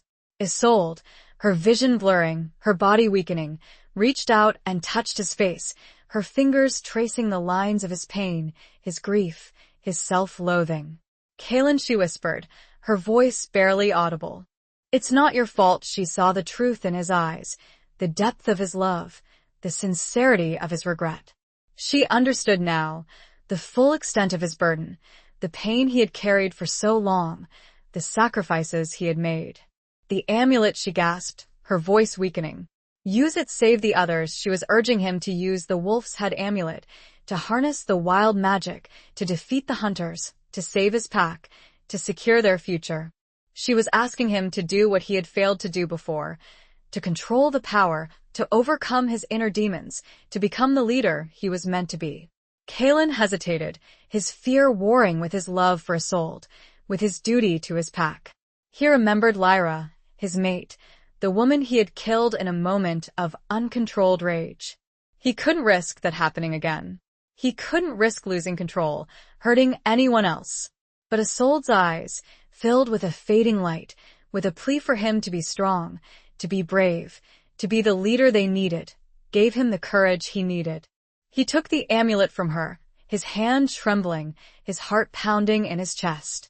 He closed his eyes, focusing his mind, channeling his grief, his rage, his love for Isolde, into the amulet, drawing upon the wild magic, but this time, with a newfound control, a newfound balance. He opened his eyes, and they were no longer golden, but a blazing, fiery red, the color of the blood moon, the color of the wild magic, the color of his unleashed power. He rose to his feet, a towering figure of rage and grief, a force of nature unleashed. He roared, a sound that shook the very foundations of the ruins, a sound that silenced the hunters, that struck terror into their hearts. He attacked, a whirlwind of fur and claws and teeth, his movements swift and deadly, his power overwhelming. He tore through the hunters, scattering them like leaves in a storm, his rage fueled by Isolde's dying wish, by his love for her, by his determination to protect his pack. The leader of the hunters, seeing his forces decimated, his plan crumbling, faced Kaelin, his silver sword raised, his eyes filled with hatred. "You cannot win, Lycos," he snarled. "We will hunt you to the ends of the earth. We will exterminate you all." Kaelin met his gaze, his fiery red eyes burning with an intense, unwavering power. "We are not afraid of you," he roared. "We are Lycos, children of the moon, and we will not be hunted anymore." They fought, a brutal clash of silver and steel, of magic and rage, of hatred and love.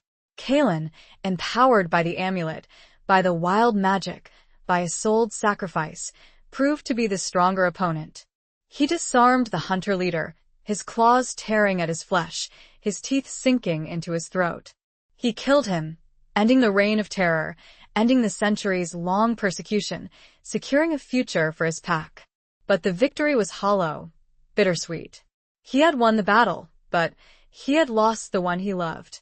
He returned to Isolde, his body trembling, his eyes returning to their natural golden hue, the fiery red fading away, leaving behind only the sorrow, the grief, the emptiness of his loss. She was gone. Her body lay still, her eyes closed, her face pale and peaceful. He cradled her in his arms, his fur wet with his tears, his howls echoing through the ruins, a lament for the fallen, a tribute to his love, a promise to remember her, to honor her sacrifice, to carry on her legacy. He howled and howled until his voice gave out, and only silence filled the space where wild things sleep, at peace. Finally. Chapter 19. Embracing the Beast Within. Kaelin carried Isolde's body back to the Whisperwood, to the clearing beneath the ancient oak, the place where their journey had begun, the place where she had first embraced her wolf form, the place where they had shared their love, their hopes, their dreams. He laid her down gently on a bed of soft leaves, her silver hair spread out around her head like a halo, her face pale and peaceful in the moonlight. He sat beside her, his body trembling, his heart aching with a grief so profound, so overwhelming that he thought he would drown in it. The surviving wolves, their numbers diminished, their spirits wounded, gathered around them, their howls a mournful chorus, a tribute to the fallen, a lament for the loss of their leader, their healer, their friend. Lyra, the young wolf who had once challenged Kaelin's leadership, now stood beside him, her eyes filled with sorrow and understanding. "She saved us," she said, her voice trembling. "She sacrificed herself for us." Kaelin nodded, unable to speak, his throat choked with emotion. He knew that Isolde's sacrifice had not been in vain. She had united the pack, she had defeated the hunters, she had secured a future for their kind. But the price of that victory had been too high, too cruel. He looked at Isolde, at her still, lifeless form, and felt a surge of anger, of rage, at the unfairness of it all, at the cruelty of fate, at the loss of the one he loved. He wanted to lash out, to destroy, to unleash the wild magic that still coursed through his veins, to make the world pay for his pain. But then he remembered Isolde's words, her plea for him to be strong, to be brave, to be the leader they needed. He remembered her compassion, her understanding, her forgiveness. He remembered her love. He closed his eyes, taking deep, steadying breaths, trying to control his rage, to harness the power within him, to find the balance that Isolde had taught him.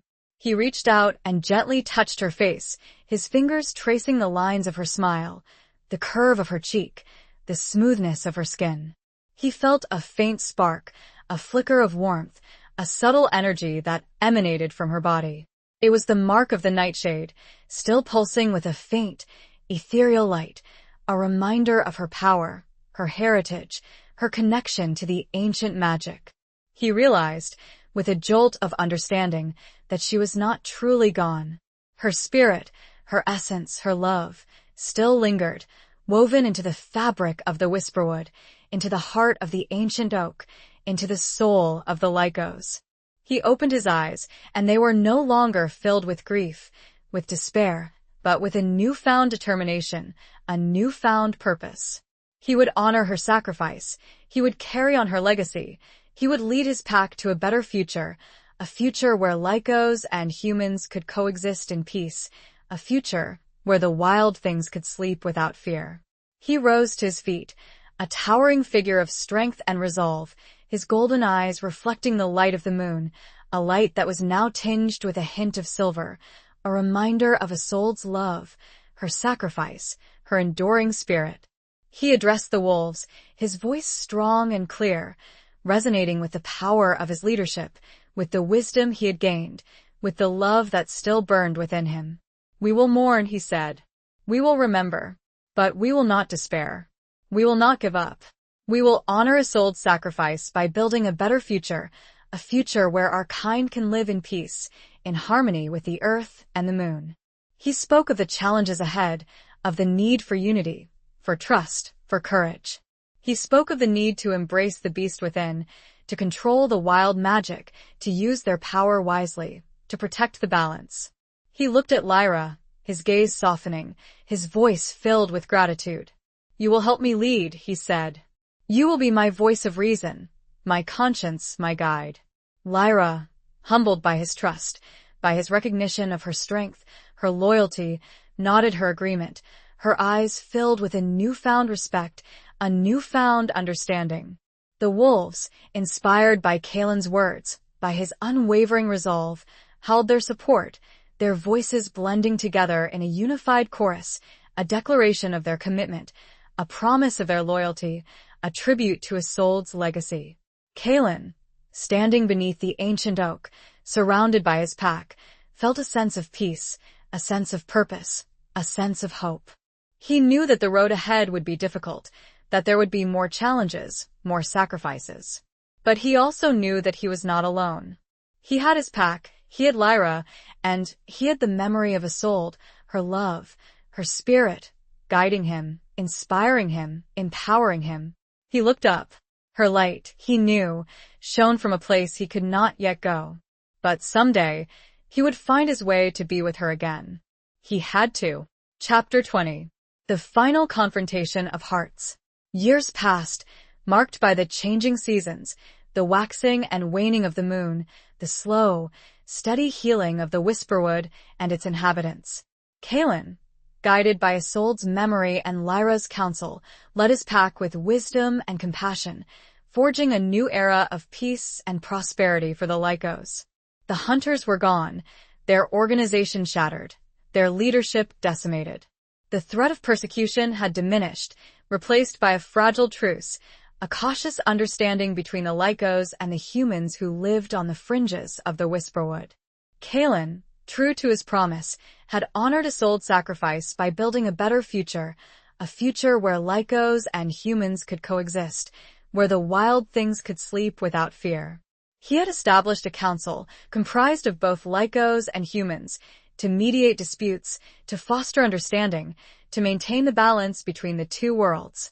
Lyra, his trusted advisor, his voice of reason, his friend, had become a strong and respected leader in her own right, her wisdom and compassion guiding the pack alongside Kaelin. She had never forgotten Isolde, her sacrifice, her love, her unwavering belief in their ability to overcome adversity. But despite the peace, despite the prosperity, despite the progress they had made, Kaelin carried a deep, enduring sorrow within him, a void that could never be filled, a longing for the one he had lost. He visited the clearing beneath the ancient oak every day, laying fresh herbs and flowers on Isolde's grave, speaking to her, sharing his thoughts, his hopes, his dreams, his regrets. He had never fully embraced the wild magic, the power that had both saved and destroyed, the power that Isolde had urged him to use. He feared it, he distrusted it, he associated it with Lyra's death, with Isolde's sacrifice, with the darkness that still lurked within him. But one day, as he sat beside Isolde's grave, feeling the familiar ache of loss, the familiar longing for her presence, he sensed a change in the air, a subtle shift in the energy, a whisper of ancient magic. He looked up and saw a faint, shimmering light emanating from the mark of the nightshade on Isolde's grave, the symbol that had been carved into the stone, a reminder of her power, her heritage, her connection to the ancient magic. He reached out and touched the mark, feeling a surge of energy flow through him, a connection to Isolde, to her spirit, to her love. He heard a voice, faint but clear, a voice that he recognized, a voice that he had longed to hear for so long. Kaelin, the voice whispered, her voice. It's time he knew what she meant. It was time to embrace the wild magic, to fully accept his power, to overcome his fear, to fulfill his destiny. It was time to confront the darkness within him, to heal the wounds of the past, to become the leader he was always meant to be. He rose to his feet, his body trembling, his heart pounding in his chest. He looked at the ancient oak, at the clearing, at the Whisperwood that had been their sanctuary, their home, their battleground. He felt the presence of Isolde, her spirit, her love, guiding him, empowering him. He closed his eyes, focusing his mind, channeling his grief, his rage, his love, into the wild magic, drawing upon the power that had always been within him, but that he had always feared. He opened his eyes, and they were no longer golden, nor were they the fiery red of uncontrolled rage. They were a brilliant, shimmering silver, the color of the full moon, the color of Isolde's hair, the color of balance, of control, of a power tempered by wisdom, by compassion, by love. He shifted, not into the midnight wolf of his past, but into a magnificent silver wolf, a creature of pure light and energy, a being of immense power and grace. He was no longer just Kaelin, the leader of the Lycos. He was something more, something ancient, something divine. He howled, a sound that echoed through the Whisperwood, a sound that resonated with the earth and the moon, a sound that spoke of healing, of hope, of a future finally free from fear, from darkness, from the shadows of the past. It was a howl of acceptance, of forgiveness, of love. It was a howl that celebrated Isolde's legacy, her sacrifice, her enduring spirit. It was a howl that promised a new beginning, a new era of peace, of prosperity, of understanding. He ran through the forest, his silver fur gleaming in the moonlight, his movements swift and effortless, his senses heightened, his spirit soaring. He was one with the wild magic, one with the whisperwood, one with Isolde. He was finally free. He knew, with a certainty that transcended thought, that their final confrontation had not been with the hunters, but with their own hearts, with their own demons, with their own capacity for love and loss. And he knew, with an equal certainty, that Isolde was waiting for him, somewhere beyond the veil, in a place where the wild things slept, in a place where their love would finally be free. He just had to wait for the right time. Epilogue. The seasons continued their endless cycle, painting the whisperwood in hues of green and gold, red and brown, white and silver. Decades flowed into centuries. Kaelin, the silver wolf, remained, a guardian of the balance, a protector of the peace, a living legend whispered among the Lycos and the humans who shared the edges of the ancient forest. He never forgot Isolde. Her memory was etched into his very being, a constant reminder of her love, her sacrifice, her unwavering belief in a better future. He visited her grave beneath the ancient oak every day, leaving offerings of herbs and flowers, sharing his thoughts, his hopes, his dreams, his continued loneliness. Lyra, his faithful companion, his trusted advisor, had long since passed, joining the ancestors, her spirit woven into the fabric of the whisperwood, alongside Isolde's. The pack had flourished, evolving, adapting, thriving under Kaelin's wise and compassionate leadership. The council, established so long ago, continued to mediate between the Lycos and the humans, maintaining the fragile peace, fostering understanding, ensuring that the mistakes of the past were never repeated. One evening, as the full moon cast its silvery light upon the clearing, Kaelin sat beside Isolde's grave, feeling the familiar ache of loss, the familiar longing for her presence. He was ancient now, his silver fur tinged with the white of ages, his movements slower, his senses less sharp. He knew that his time was drawing near, that he would soon join Isolde, Lyra, and the ancestors in the realm beyond the veil.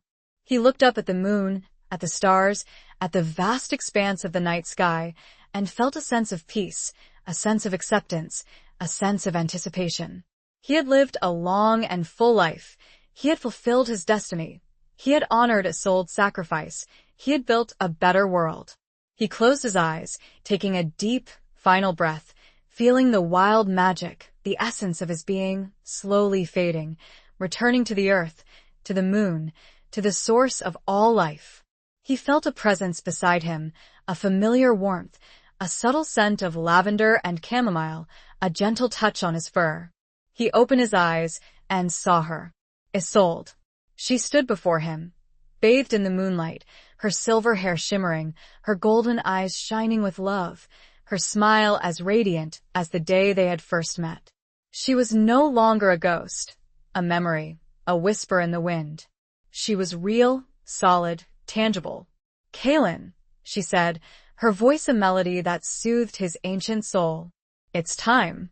He rose, his old bones creaking, his movements slow but steady. He looked at her, his heart overflowing with a love that had endured for centuries, a love that had transcended time and space, a love that had finally been set free. He shifted, for the last time, not into the silver wolf of his power, but into his human form, the form he had worn when he first met Isolde, the form that she had loved.